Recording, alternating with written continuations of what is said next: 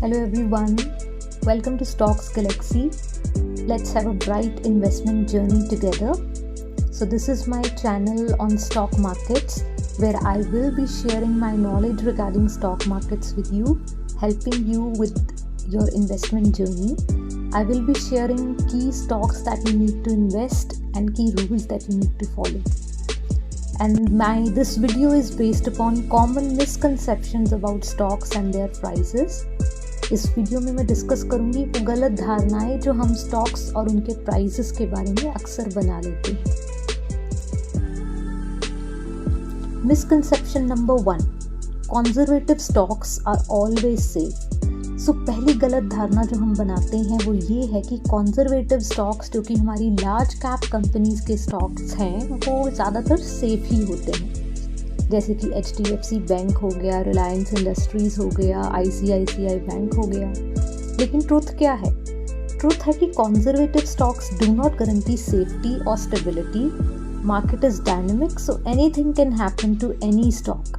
जिस तरह मार्केट हर रोज़ बदल रही है, हमें किसी भी स्टॉक का भरोसा नहीं है, चाहे वो कितनी ही बड़ी कंपनी का स्टॉक क्यों ना हो। सेकेंड मिसकंसेप्शन, दूसरी गलत धारणा क्या है कि it is easy to identify the bottom price of a stock. Bottom price is the level up to which a stock can fall.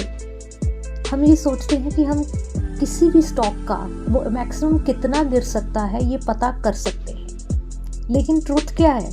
Truth है कि guessing the bottom price of a stock is not a cake walk and if done incorrectly can prove to be very dangerous. So don't try to catch a falling knife until you are very sure. सही बात ये है कि हम किसी भी stock की limit कि वो कहाँ तक गिर सकता है पता कभी कर ही नहीं सकते हैं। Misconception number 3, if the price of a stock has gone high lately it is no more wise to invest in it. हम तीसरी गलत धारणा क्या बना लेते हैं कि अगर किसी स्टॉक का प्राइस जो है वो बहुत बढ़ गया है तो मुझे अब इसमें इन्वेस्ट नहीं करना चाहिए। लेकिन ट्रुथ क्या है? No one can define the limit to which a stock can rise. It is always wise to invest in a fundamentally good stock with bright future prospects.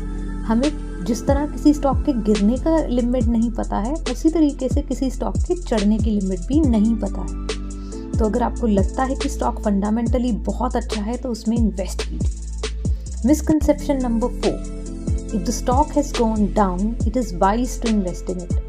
अगली गलत धारणा हम क्या बना लेते हैं कि अगर स्टॉक गिर गया है तो मुझे उसमें इन्वेस्ट कर लेना चाहिए। लेकिन ट्रुथ क्या है?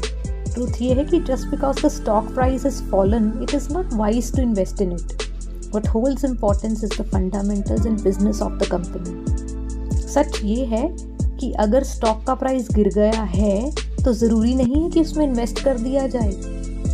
ज़रूरी ये है कि उसका बिजनेस कल को कैसा होगा और क्या उसके फंडामेंटल्स आज अच्छे हैं या नहीं है। Misconception number 5, if the share price is low I will lose less. So अक्सर हम ये गलत धारणा बना लेते हैं कि साइकोलॉजिकली जिन स्टॉक्स का प्राइस कम होता है, जैसे 1 रुपीज़, 5 रुपीज़, 2 रुपीज़, हम सोचते हैं कि इनमें और गिरने की गुंजाइश क्या होगी, इनका तो प्राइस ऑलरेडी बहुत कम है, ये आगे बढ़ेंगे ही बढ़ेंगे। लेकिन ट्रुथ क्या है? ट्रुथ है कि stocks with lower prices are more risky. They are priced so for a reason. Cheap never means safe. कि स्टॉक्स जिनका प्राइस कम है वो इतना कम इसलिए है कि मार्केट उनको वैल्यू इस तरीके से कर रहा है। Misconception number 6, market gives many multibaggers to invest. I should not worry if I missed any, I will get another. हम एक और गलत धारणा क्या बना लेते हैं कि अगर मेरा एक चांस कोई इस मार्केट में इन्वेस्ट करने का मिस हो गया है तो कोई बात नहीं, मुझे फिर से कोई और चांस मिल जाएगा। लेकिन ट्रुथ क्या है? Sometimes it is once in a lifetime opportunity. Never miss anything that you have firm believe in to. कई बार हम ऐसे स्टॉक्स, ऐसे चांसेस मार्केट में मिस कर देते हैं जो हमें लाइफ में दोबारा कभी नहीं मिलते हैं। सो अगर आप किसी चीज़ में विश्वास करते हैं, अगर आपकी कन्विक्शन स्ट्रांग है तो ज़्यादा मत सोचिए। Misconception number 7, since it is the darkest phase, dawn may be near. कई बार क्या होता है कि स्टॉक जो है वो नीचे गिर रहा है या शेयर मार्केट का जो दौर है वो बड़ा ही नेगेटिव चल रहा है, तो हम सोचते हैं कि डरने की कोई बात नहीं, आगे सब ठीक ही होगा, लेकिन ट्रुथ क्या है? It is darkest because pitch black is down the road. कई बार बहुत अंधेरा इसलिए है, बहुत डार्क इसलिए है क्योंकि आगे घोर अंधेरा है। सो कई बार नेगेटिव फेस को हमें बहुत कॉशियसली लेना चाहिए। सो वाइजली इन्वेस्ट करें। Misconception number 8, I will sell once price of the stock surpasses my purchase value।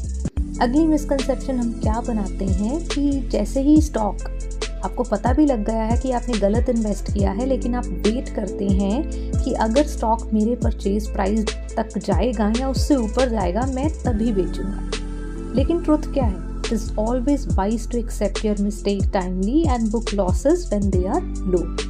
हमेशा ये सयानप होता है कि आप अपनी गलती को स्वीकार करें और लॉसेस को उसी वक्त निकाल लें जब वो कम हो। अपनी कैपिटल को सेव करके रखें। Misconception number 9, the price of a share will always resume it's previous price. हम हमेशा ये सोचते हैं कि अगर किसी शेयर का प्राइस इतना हाई था और अगर वो थोड़ा गिरा है तो वो दोबारा वहाँ तक आएगा ही आएगा।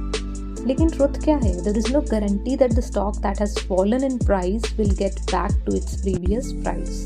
कोई गारंटी नहीं है कि स्टॉक जहाँ से गिरा है वो उस लेवल तक जाएगा ही जाएगा। कई बार स्टॉक के फंडामेंटल्स वीक होने के कारण या कोई इंटरनल या एक्सटर्नल चेंजेस के कारण मार्केट में या कोई रेगुलेशंस बदलने के कारण चीज़ें बिगड़ सकती हैं। Misconception number 10, it is better to quit the stock as it is not showing any movement since long। हम कई बार क्या गलत सोच बना लेते हैं कि भाई जिस स्टॉक में मैंने इन्वेस्ट किया है इसमें कोई मूवमेंट ही नहीं हो रही है तो बेटर है कि मुझे इसको बेच देना चाहिए। लेकिन ट्रुथ क्या है? Nothing pays more than patience in the market. Current movement in a stock can not define it. It is always unwise to sell a gem just because it is taking time to fly. It may be consolidating before a bumper move. So, name of the game क्या है market में? Patience। कोई stock नहीं चल रहा है तो वो उड़ने की तैयारी कर रहा है। Thank you.